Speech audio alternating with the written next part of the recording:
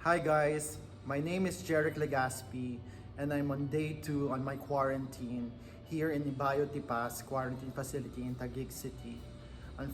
Unfortunately, 2 days ago, na-confirm na meron akong coronavirus or yung COVID-19.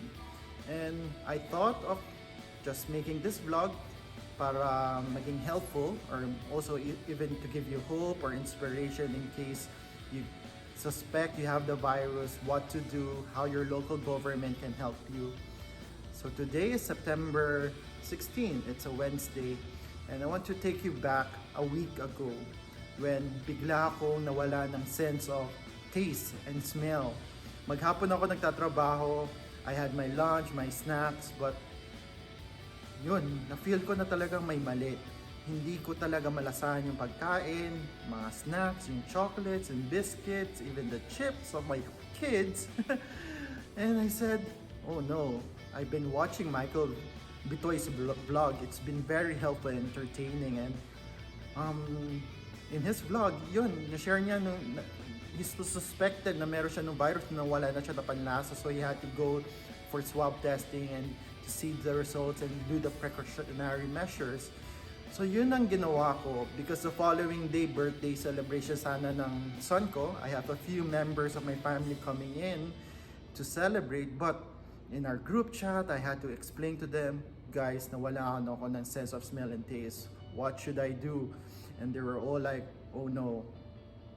My brother from Taguig City, who's working for Think Big Taguig, he shared to me the hotline of iloveTaguig and the hotline for suspected COVID concerns. So I texted that number. They reached out to me in the evening, mga 10 p.m. to interview me, and apparently they're doing last minute scheduling for swab testing. Since I was living in a small apartment, a small condo, together with my wife and some helpers and my kids, so I requested from the health worker to schedule for us adults. Because kids below 10, they're not allowed yet to take the test. They advise na i-observe muna sila. So ang na-schedule is me, my wife, and my 2 kasambahay. And the next day, they said that they will pick us up at 9 a.m. and to bring us to the health center para i-conduct yung swab testing. So that night was like, oh no, what should I do? What should we do? Should I isolate or what? But I don't know. We had no choice but to self-quarantine, yun ang advice. Once na talagang nagpa-schedule ka, suspected you have the virus, you should stay at home, not go out. I live in a condominium, so I didn't had to go out kasi baka amenity areas and everything ma-infect ko. So we stayed in. And the next day, we had a short celebration of my son, surprised him with some gifts. We didn't want it to be very gloomy and just be about the testing. In the morning, we continued to celebrate it, have blowing of cakes, opening of gifts. So it was a light atmosphere during that time before knowing na susunduin kami ng 9 a.m. at kailangan dalhin sa health center. And I got a ring. Tumawag sa akin ulit yung health worker, sir, parating na po yung sundo ninyo. Be ready. So we arrived there. I'm very thankful that they have this service because we didn't have a private vehicle to bring us ourselves there. Ayun, dumating kami sa health center around 9:30, but around 30 people were there falling in line and waiting to be tested also. So we're also like surprised, ganito karami pala yung mga nagpapatest at naging suspected of coronavirus. And we had to wait for another like around 2 hours because nagsiset up pa lang yata sila nung testing nila sa loob ng health center. Pero nung sinimula na yung pagtawag sa amin, apparently kami yung pinakahuli kasi nga gabi na kami na-confirm na for scheduling. Kami yung panghulin, 4 kami na tinest. No? And mabilis naman, mga within 30 minutes na test naman lahat ng 30 na yon. And okay naman, it was on the 3rd floor, isa-isa kami umakyat. And na-swab test ako at lahat, it was very quick and seamless. Yun nga lang, ang sabi sa amin is after 8 days pa yung results because volume at this is conducted I think by the Philippine Red Cross. We had to wait, so it's not a private company na mabilis na mabigay yung results. So kalaban nila dito volume. So sabi ko 8 days, nako, ang tagal. Anong gagawin ko? I'm anxious because di ko alam kung makapag-work ba ako maayos, makapag-isip ba ako na maayos. So I decided to take a sick leave. That was a Thursday, then pati yung Friday, I informed my company that I would take a leave para mas mapag-focus, magpahinga while waiting for the results. Then syempre weekend pa, and we had to stay at home. We did everything that we could just to keep us entertained. My brother brought us groceries and we have our supplies. We're very thankful for that. And nakaraan naman yung weekend. Pagdating nung Monday, nung morning, may text ako or nag-follow up ako, sir, meron na po bang results? Yun, nag-reply. Sabi sa akin lang informally sa text, sir, negative po kayo pa lang yung may result. I was so relieved because ako lang yung may mild symptoms eh. So I felt na negative naman yung mga kasama ko, pero sinabing negative ako. Then binalita ko na sa mga kasama ko, let's not worry, negative na ako. And I still felt anxious kasi wala pa yung papel or yung email to really certify na negative ako. So I started working, informing my team that I was able to rest, and I got a small sense of smell nung Sunday na amoy ko na yung oil scent, and I was able to update my team about that. Pero ang sad news, mga hapon, mga 3 o'clock, may tumawag ulit na health worker at sabi, Sir Jeric, sorry po, mali po yung nabanggit nung kasama nila nung umaga na negative. Hawak ko na po yung results ninyo, i-email namin po sa inyo, positive po kayo. And I was like, ewan ko, mental block. Di ko alam kung paano re-react. Tinawag ko yung wife ko, ang speaker ko yung phone at para marinig niya lahat ng detalye ng sinasabi ng health worker kung ano yung next steps na alam nila na magkakasama kami sa condo, wala akong sariling kwarto, wala akong sariling bathroom, so kailangan talaga ma-isolate ako to a facility. And yun nga, salita siya ng salita sa speakerphone. I was just mentally blank and I just knew na kailangan ko makalis, and I was not super worried because wala namang sobrang masama na nararamdaman about the virus. Thank God for that, na hindi siya ganun ka-severe. It was really mild. My worry that time was just sana hindi infected yung kids ko, yung mga kasambahay ko at yung wife ko. Then nag-follow up naman, si ma'am, ito na po yung result, negative po siya. So my wife was negative, thank God. Yun nga lang, wala pa result naman nung dalawa namin kasamahan na kasambahay. So we had to wait also. So since confirmed ako, automatic kailangan ko inform pati yung safety officer namin sa condominium. So I informed him na positive ako, na I'll be transferred the next day.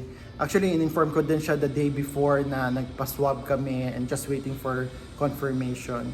So it's important kasi nabasa ko to inform your safety officer in your community kung nagpa-swab test kayo at confirm positive kayo. Kasi they have to safeguard the community also and inform.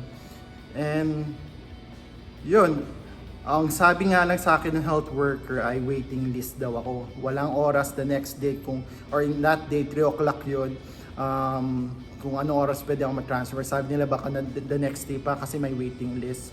So apparently there's a queue of suspect or confirmed corona COVID patients that needs to be isolated and quarantined. So they explained to me the quarantine facility is care of also the government of Taguig. It's fully provided. Wala akong dapat ialala sa gastos, libre naman siya. Kailangan ko lang i-prepare yung 3 weeks worth of clothes and maybe supplies like snacks, kasi bawal ang bisita, bawal magpadala ng pagkain o ng any supplies. So you have to manage that. And syempre nag-impake na ako nung gabing yun. I had to inform my workmates. they've been praying for me, they've been supportive, and hindi ko dapat i-worry about work. So that has been covered. It's just paano kayo organize ko yung family ko. Since the following day pa yung transfer, ano maging setup ko, saan ba ako matutulog muna. I wear my mask and everything and isolated myself from my kids, didn't touch them or whatsoever kasi though wala silang symptoms, pero may sense of peace pa rin ako that time kasi I'm seeing them very strong na walang symptoms at sa akin naman mild lang, wala akong fever. So there was a peace in me na God is in control. He didn't allow me to be in that kind of difficult situation having the virus. It's just I need to listen to His commands, instructions by the authority for me to self-isolate for the protection of others. So that was I was looking for the following day naman when I was set to be picked up and scheduled for pickup. So my wife was able to procure or get supplies for me. I appreciate my wife so much for preparing everything, and she was very calm and chill. There were times that I was hospitalized, so alam niya na yung drill kung paano mag-pack and everything. So parang business trip lang din to na I'll be away for 2 weeks and I have to pack my things and say goodbye to the kids, and they understand that I have the virus. They understand that I want them to be safe. That's why I need to isolate myself. And that was good. God has been good in that area for me to have a supportive family. And even my friends and my family members online sa mga group chat namin, very encouraging sila to say, oh, stay strong, Jeric. It's just a break. Make use of the time of your alone time, and yun, just self-reflect, be closer to God. So the next day na, yun yung day 1 yung pag-isolate sa akin. May dumating na ambulansya sa condo, tinawagan ako. Just to inform you, may magte-text sa'yo na health officer for series of questions, medical history, and any allergies and those kind of things, and confirmation na you're ready to be admitted in a quarantine facility. There's some protocols, there's some rules like bawal ang gadgets, bawal ang laptop, iPad because of fire hazard. Ang pwede lang cellphone because that's the way na magko-communicate sa'yo yung doctor at yung nurse while you're in the quarantine facility. So yun lang ang pwede, buti naman na pwede ang cellphone. I have a way to connect with the outside world. And even this one, to come up with a short vlog. And yun, our condo security assisted me in bringing me down to the ambulance. They were in full PPE and I had to go out, and when I left my unit, dinisinfect nila yung buong floor, yung elevator. I went to the ambulance and I didn't know saan yung ibayot-tipas.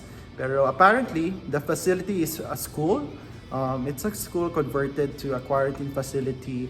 In one room, I was informed that you could be 6 people sharing in that room. Air-conditioned siya, so I have to bring jackets or joggers or blankets, at kumot. I brought my own pillow and to be prepared. Pero nung dumating ako dito, I got my supplies. Maybe different section of this vlog, I was able to share kung ano yung mga supplies na yun. And ano ba, laking tuwa ko, mag-isa ako sa room. At least for until today, day 2. Mag-isa ako, so I was able to have some privacy by myself, some quiet time. I was able to settle in. Okay naman ang lahat, komportable yung kama, provided ang pagkain, provided ang safety, mask, alcohol, supplies. So, good job for the government for that one, for being very mindful on the needs of a COVID patient at this time. And yun, may magte-text lang sa'yo sa umaga at sa gabi to ask for your temperature, to check on you.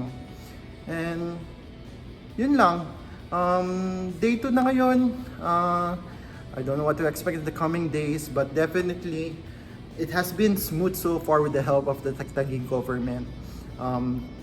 you have to be patient in waiting for their response and their reply, because I know they're dealing with a lot of patients also, a lot of cases, and it's not easy. The cases are rising. That's why I think the virus is getting closer to our homes. So let's be extra safe and extra strong to overcome this. And ang pinahawakan kong word ni Lord ngayon is from Romans 8:31. It says, "What then shall I say to these things? What then shall I say to the coronavirus, to the COVID-19 virus? Well, wala yan. Wala yan kay Lord. Kasi sabi, if God is for us, who can be against us? Even the coronavirus or the COVID-19 is nothing.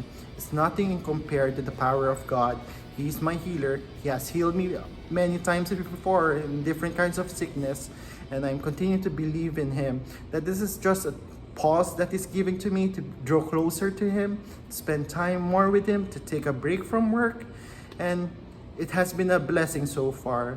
So I also pray for the patients that are here in this quarantine facility, na they feel also the presence of God, being blessed in this kind of facility. It's very serene, it's very quiet, and everything is being provided. You just have to rest and take a pause, self-reflect, and believe that God is for you. What else can be against you? So that's it for this segment. I don't know how this vlog will turn out to, but I'll keep you posted. I'll try to take relevant videos as I could, just to entertain personally myself, at the same time to be informative and give that hope and inspiration that nothing can stand against God, not even this pandemic. Okay, bye.